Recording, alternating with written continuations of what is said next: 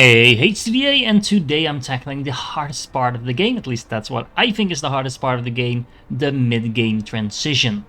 By which I mean getting from a tiny little factory like this to a not so tiny factory like this. And as a reminder, I'm trying to design a playstyle that keeps every building useful until the end of the game, is easy to scale up and add new items to, and above all, is easy to play. And as it turns out, making Dyson Sphere Program easy is actually pretty hard, because I had to record the content of this episode at least 3 times, because I wasn't liking how easy or hard it was actually playing. The whole problem with the mid-game is that it is extremely tempting to scale up way too fast, too early before you're ready to do so, and by doing so you actually slow yourself down. I have hundreds of hours of experience in this game, and I still made this mistake several times. Okay, so in order to do this properly, we'll need quite a few things, but first and foremost we need automated interplanetary logistics. So a simple build for vessels over here and a simple build for the PLS and ILS over here will do the trick. One problem though, the particle containers we need won't actually be built because we are producing the graphene and acid on the other planet. So time to grab some from over there, restock on other building materials and bring some titanium to that planet while we're at it. Oh, and you might notice that our planet actually has a new name. Thank you, Principal Actuary Anubiscan, for being a member of the channel. It is much appreciated and goes a long way towards making me more content.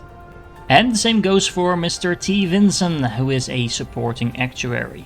Now, if you want your name on the planet, I'll be naming the 3rd planet in the system after the account that leaves the comment beneath this video that receives the most likes. So leave a comment or vote with your likes on someone else's comment, but either way you'll be helping out the channel as well as someone else.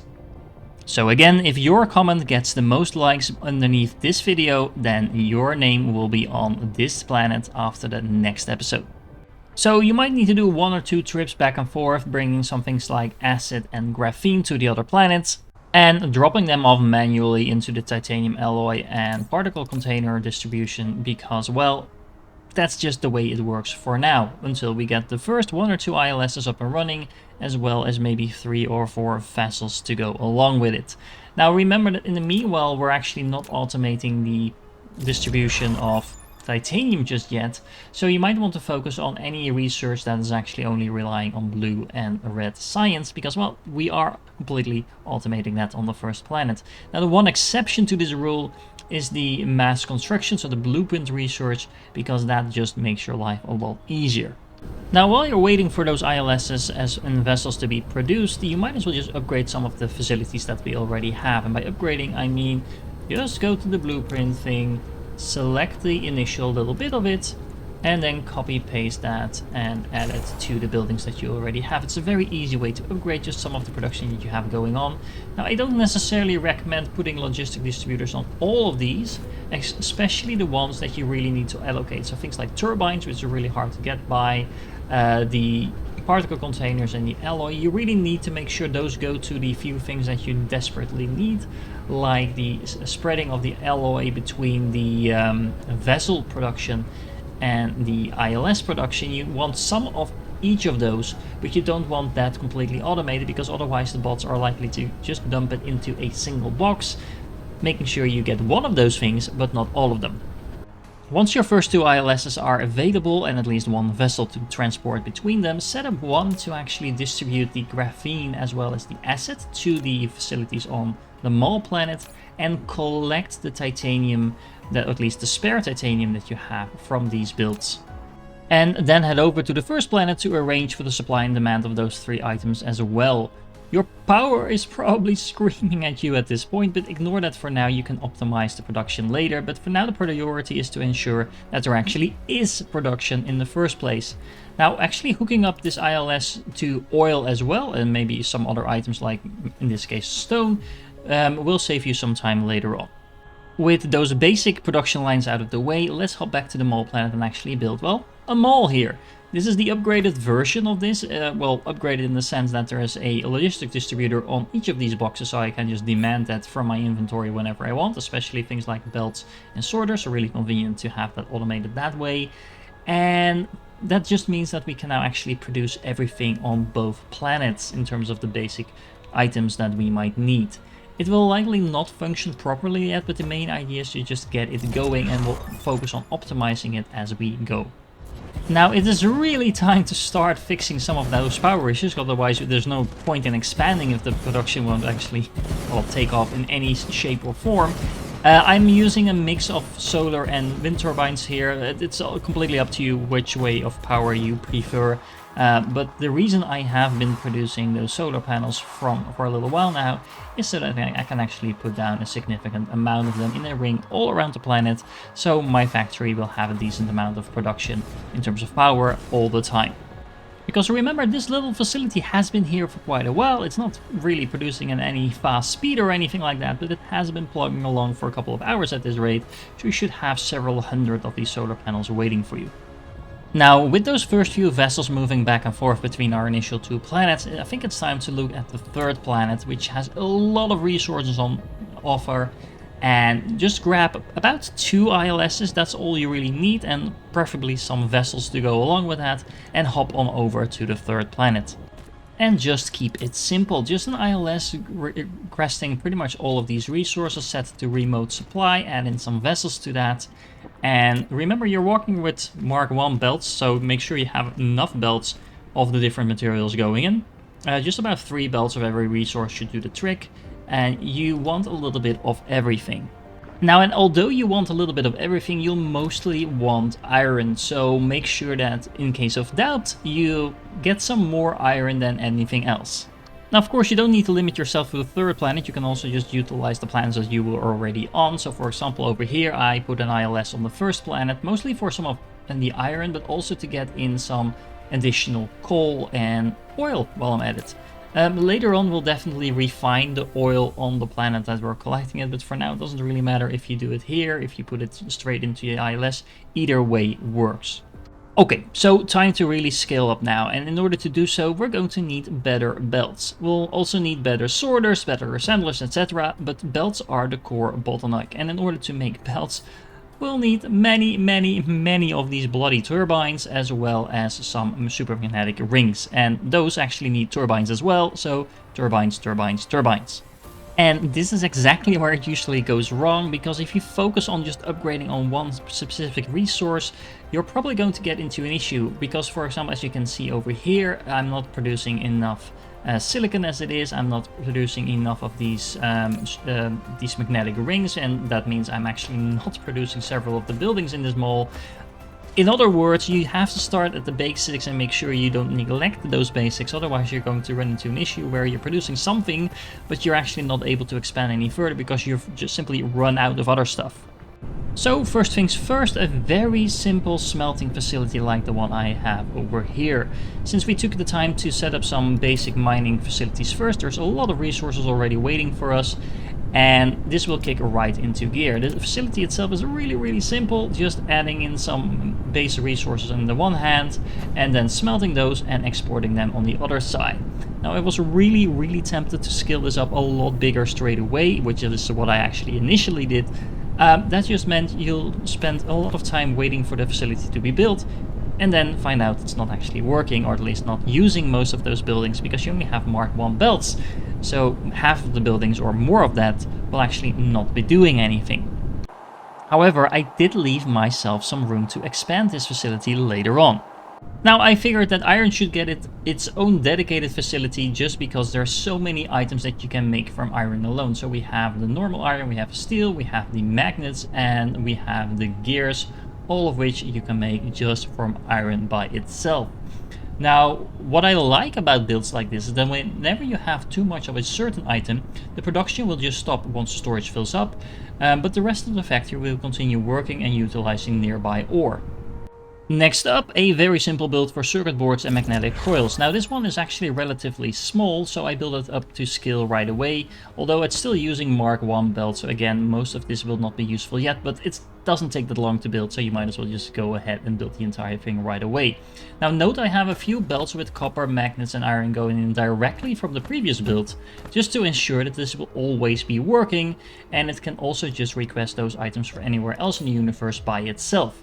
So one way or another, this is going to get the resources that it needs. And then a short but important break from scaling up, I present to you the Mega Distributor. In the previous playthrough, the bots I had flying around to distribute all the items between the different facilities had some issues in actually getting to the other side of the planet, and also tended to focus on one or two destinations.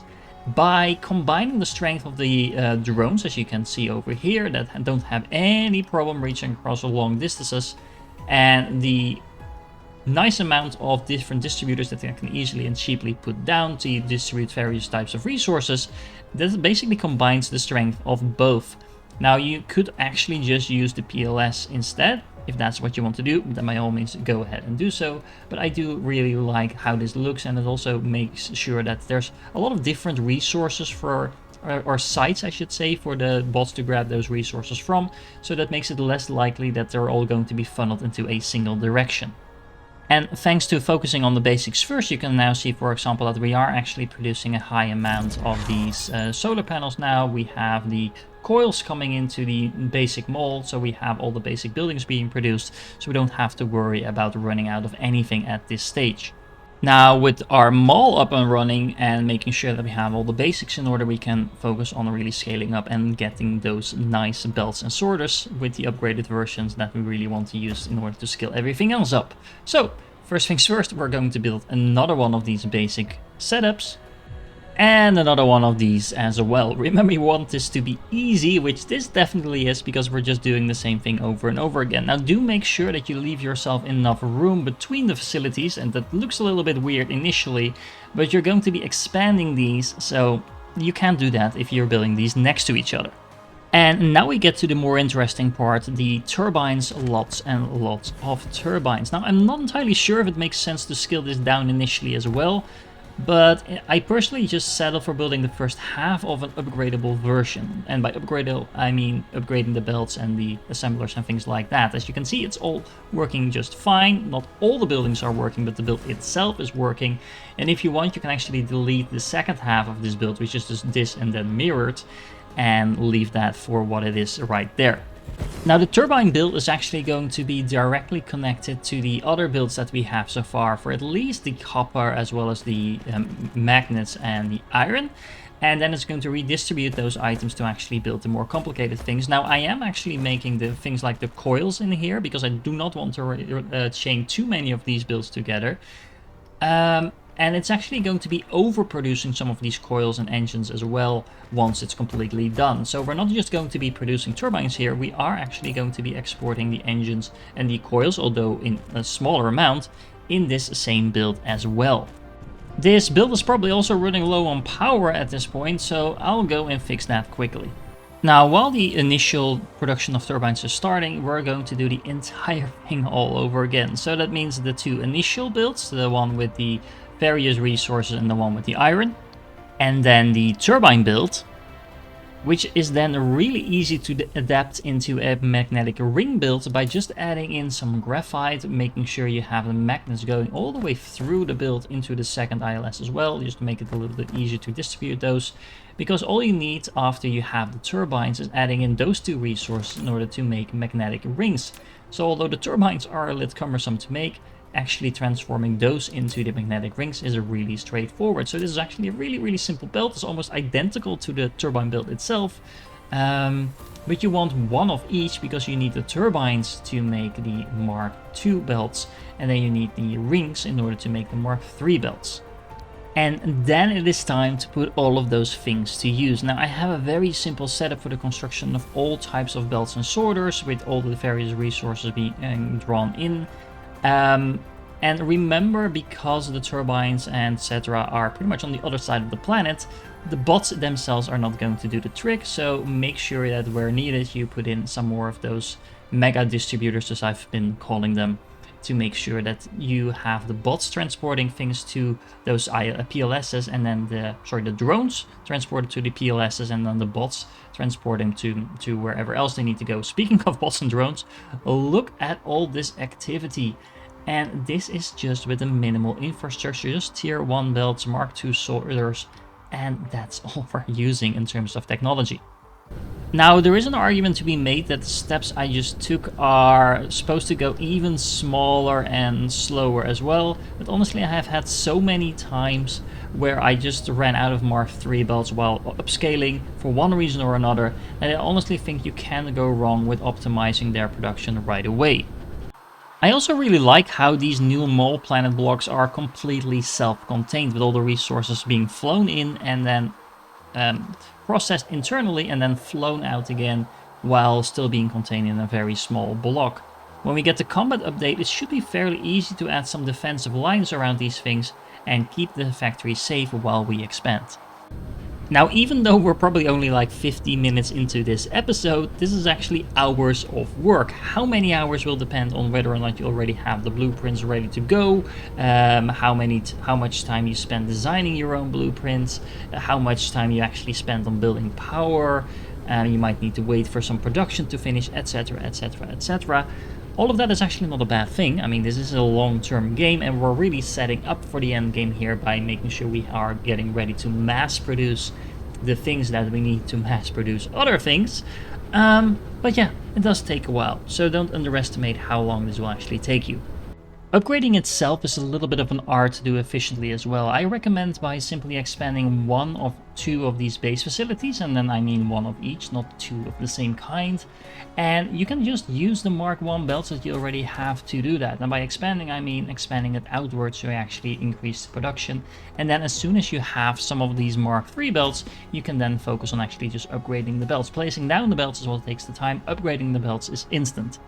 The upgrading process itself is really straightforward. Just remove the belts that are perpendicular to the actual build and then just expand the buildings that you already have, replace the in and output lines, and then if there were any belts perpendicular to what you had, like I have over here but then on the other side, just copy those in as they were before. Basically you're doing the exact same layout as we started with, just with some added facilities in there.